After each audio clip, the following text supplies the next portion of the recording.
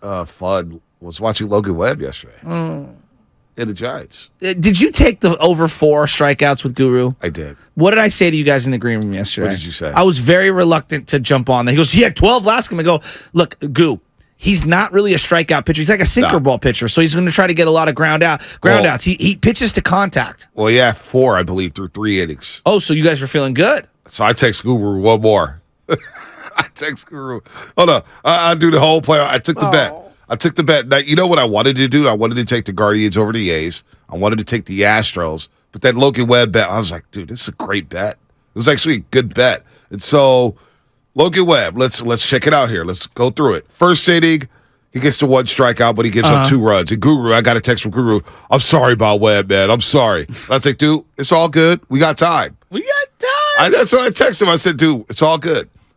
Second inning, he strikes out Grandal, 2 strikeouts.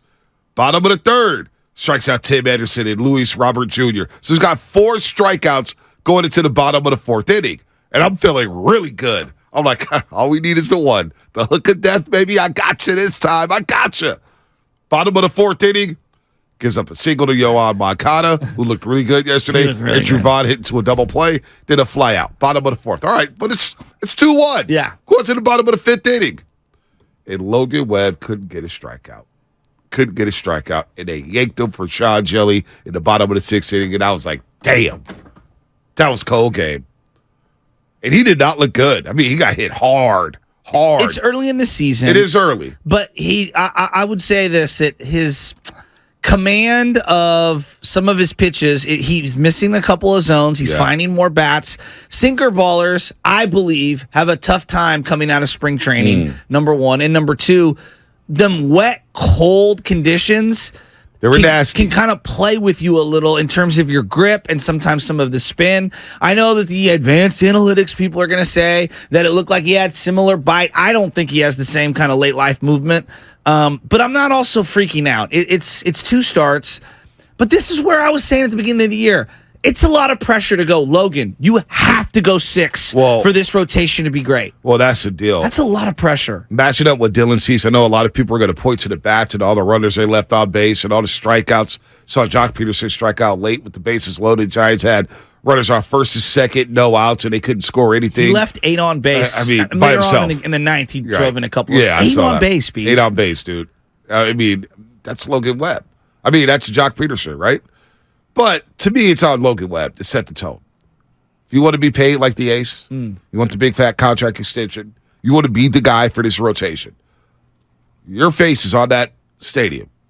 Oracle Park, you drive by it every morning. Nothing like it. And it's Logan Webb looking down at the Willie Mays statue.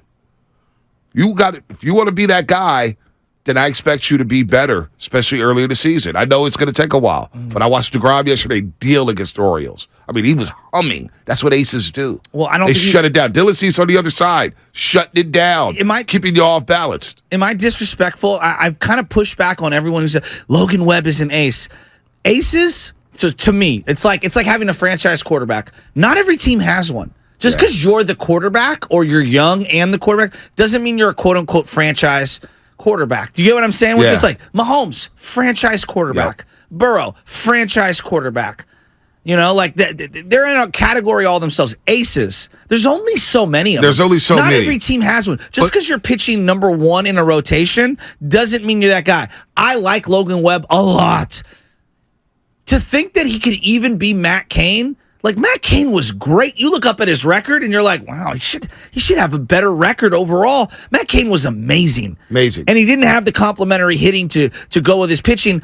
Like, if he even had 3/4 of a career of Matt Cain, they hit a grand slam of a pick. So I'm looking at it, and I love Matt Cain. But would you consider Matt Cain a multiple-year ace? No. Great number 2. He had I would say very solid number 3. Months where he was an ace. Like he had his tenure where he was the guy. I think 2012 he was an ace. He had his stretch where he was the guy. I agree. In 2012 postseason he was dynamic. I agree. But solid number 2. You felt really good with him as being your number 2. Yes, exactly. Now the problem with Logan Webb is great number 2. He's going to be matched up with the DeGroms. That's what I'm saying. The Verlanders, the Scherzers, That's the category we're talking about. Max Fried, McClanahan from Walker Buehler Walker Buehler when he returns.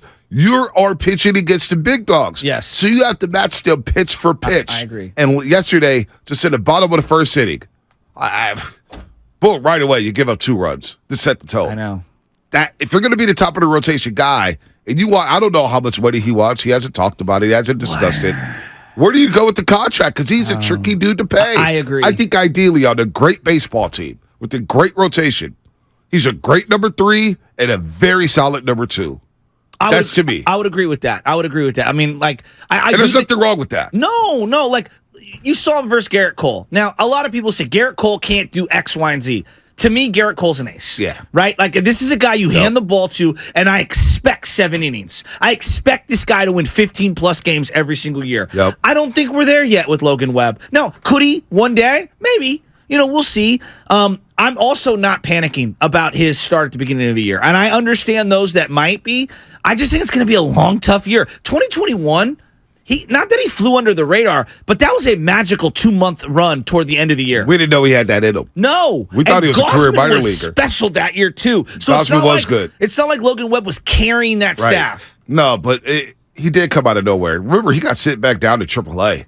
And he did not have it. He had a rough start in Colorado. I was like, this guy is just not going to do it. And then he comes back up to the major leagues and he deals. But ideally, I don't think he can match. Dylan Cease, he's looking like an ace early on. He's dealt the first 2 starts You've been on of the season. White Sox are under.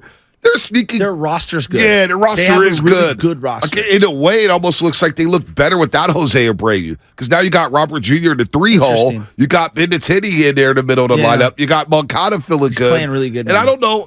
I don't know what Tony La Russa did in that clubhouse. I mean, obviously he held them back. I agree. He held them back, but I don't know. The White Sox are a tricky team. Like in the Central with the Guardians, they're going to compete for that division. Yeah. Now, you got the Twins there too. They play hard, but. I don't know, man. I was just looking at Logan Webb saying, all right, I know the bats, and we discussed this yesterday. Yeah. The bats are going to be feast or famine. Yeah. They're going to have days where they score 1 run and strike out 15 times. I know. They're going to have days where they hit 3 home runs and score 8. Well, and they're going to strike out in every game. Every game. Like, every day, it's like, double-digit strikeouts. And I want to tell people, like, look at the team they've assembled. Yep. And here's the other part. Yesterday, 13 strikeouts, Shasky. And I think they had 8 walks. And what's funny is I'm hearing there's a lot of analytic people out there that do a great job kind of covering the game. This is just my opinion. These are my baseball principles, and we can have a philosophical conversation. Are walks good? Of course they're good. I'm not here to say that they're not good. Are they valuable? Of course they're valuable. But there is something about putting the ball in play. Yes. And so there's a lot of people that say on-base percentage or OPS is much, much, much more important than just raw batting average. And I would push back and say, you're underrating batting average. Well, I believe that you need to put the ball in play with the bat. There's something about putting the ball in play that forces the defense to make plays. It puts pressure, and you start to see better pitches. I don't know. That's just the way I view it. Yeah, no, and what difference is, what good is it to get a walk, right?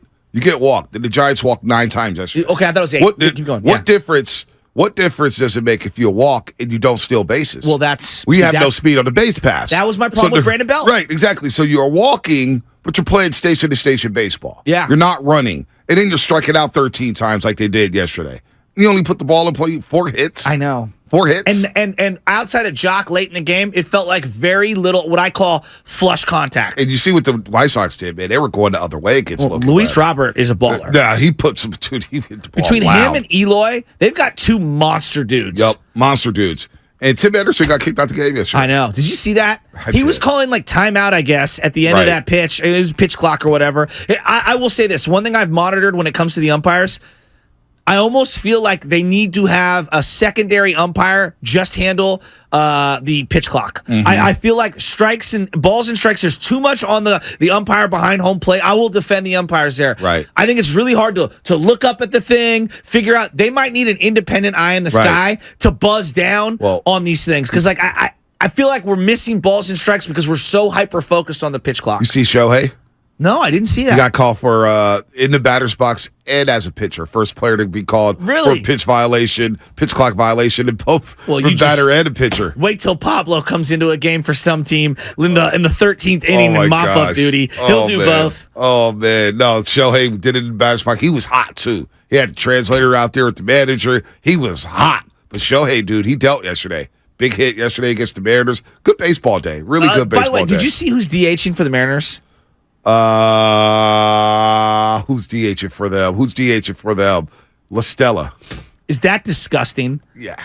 I mean, somebody's talking about Tommy La Stella. It's like, we got a good guy in the clubhouse. He's a really good clubhouse guy. Are you kidding me? I mean, Tommy La Stella is your DH? I think the Mariners will regress. Oh, I agree with you. But I would say this, that they shed some salary, like Mitch Haniger, for example. Mm-hmm. They're going to make a run over a multiple year period. No doubt. And they're going to try to make a run for Shohei. Wow, that's a thought. Wow. They're going to be in that mix. That's a good point. They're going to be in that mix. Well, once you have Julio, you've got one of the funnest players. And Julio's balling right out of the gate. Dude, I follow him on Instagram, and he's just the smile. He's got $1 million smile. No doubt. He's feeling good about himself. All right.